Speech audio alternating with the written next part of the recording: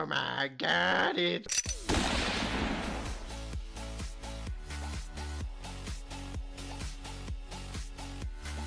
What's up, people of the internet? My name is Andro, and today I want to talk about something I've been hearing about a lot lately, and that is excellent throws and just curveball throws and all sorts of throws and catching in general.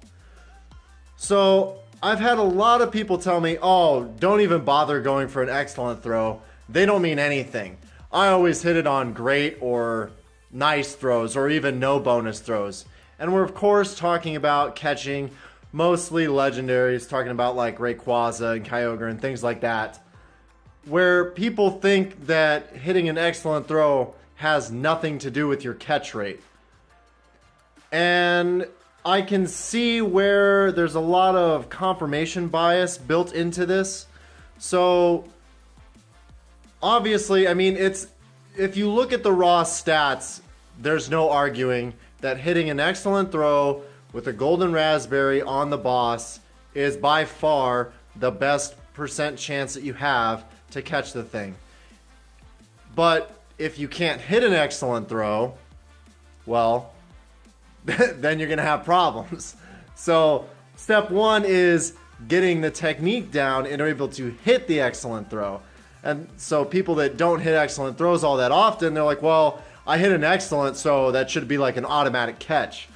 Well, that's not really how it works. There's only a small percentage difference from a great throw to an excellent throw. It's maybe like 2-3% at the very most.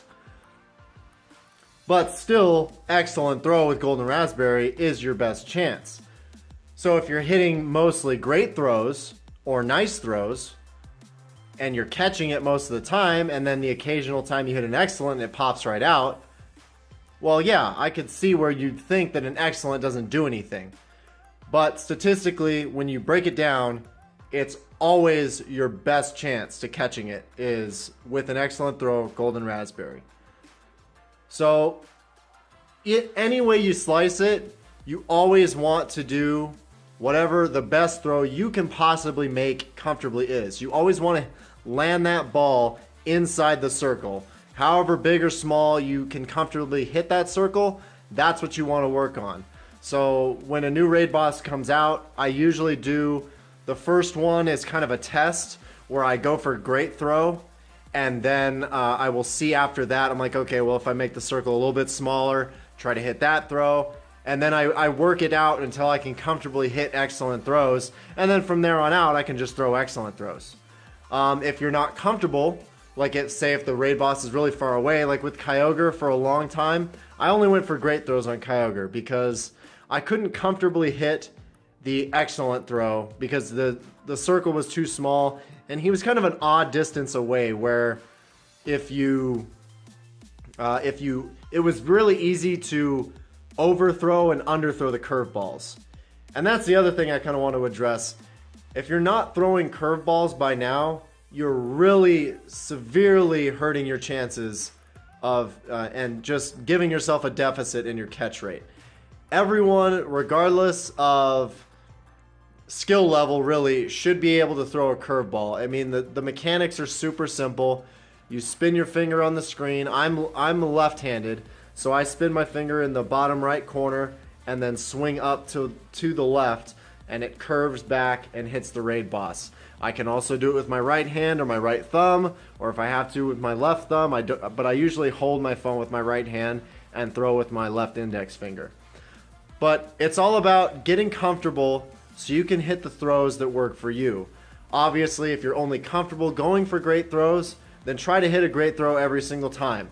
But if you can work on it, and especially on some of these easier raid bosses to hit, like Rayquaza and Groudon, and Rayquaza, for some reason, they moved him up even closer now, so his hitbox is even bigger.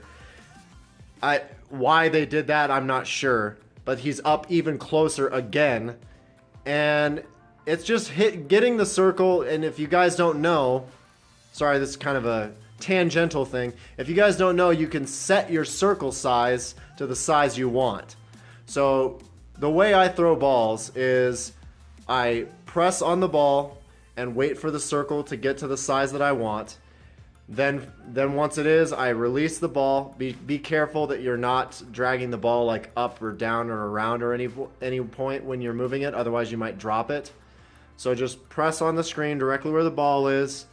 Get the circle to the size you want. Let go. Then wait till it attacks. And then during its attack animation, you wind up and throw. So that way you actually release the ball before the attack animation is completely done. So that way by the time the ball curves and hits the target, it can't double attack or dodge or do anything or move side to side or do any of that stuff. It doesn't have time.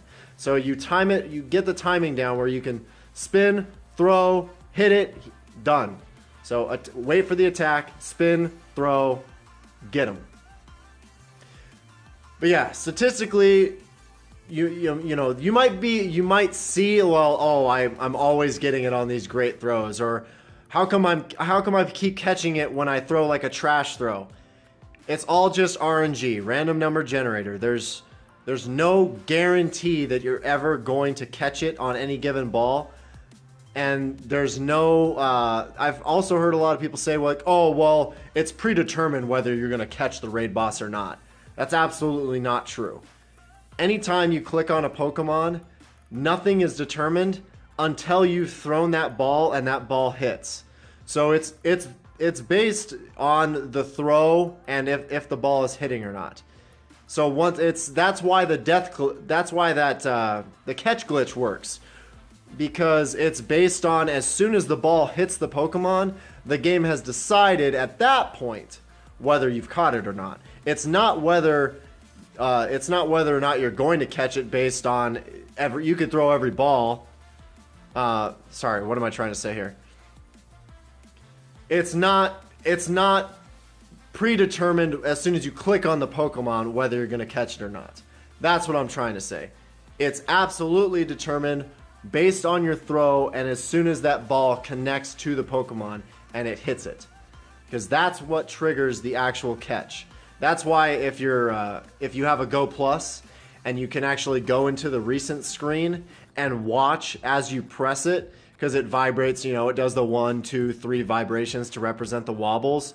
But the Pokemon will actually show up in your recents if you caught it after the first flash or wobble. Because the game has decided as soon as the ball connected whether or not you're going to catch that Pokemon. So work on your excellent throws.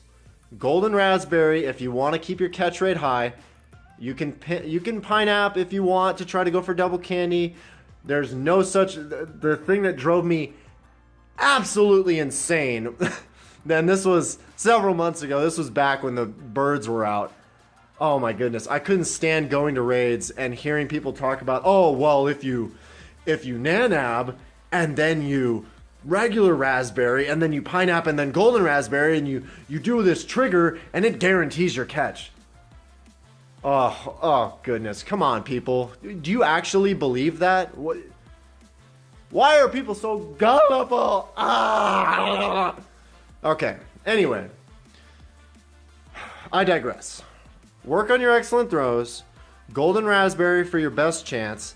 Land it in the circle. However the smallest point you can hit, go for that every single time. I promise you that will increase your catch count. On the last three on the last three legendaries, that's Groudon, Kyogre, and Rayquaza, I've had a 70% or higher catch rate because I've been implementing this catch strategy. So work on hitting it in the circle and then getting the circle down as small as you possibly can, going with Golden Raspberries. The smaller the circle and the the smaller the circle, the better your chances. It's just statistically proven that that's the case. There's been studies done on it. Sylph Road has done it. All sorts of outlets have done this study, so you can look those up if you want. But it's just math, and it's random number generated whether you're going to catch it or not. Your highest catch rate chance on any given legendary is about 15% or so. So, I mean, that's why sometimes you get 12, 14 balls, you hit it excellent throw on every single one or almost every single one, and the thing still runs. It's just RNG. That's how the game's designed, and that's how the cookie crumbles. But let me know what you guys think about the catching in the comments below. And let me know, are you guys typically throwing excellent throws? What kind of findings do you guys have in this scenario? What kind of confirmation biases do you guys have? Let me know in the comments below. And I just want to thank you guys so much for watching. Stay tuned to my YouTube channel for daily Pokemon Go content. And I thank you guys so much for watching. I'm Loco Hondro, and I'm gonna go catch some more Rayquaza before they're gone. Peace, Poke Trainers!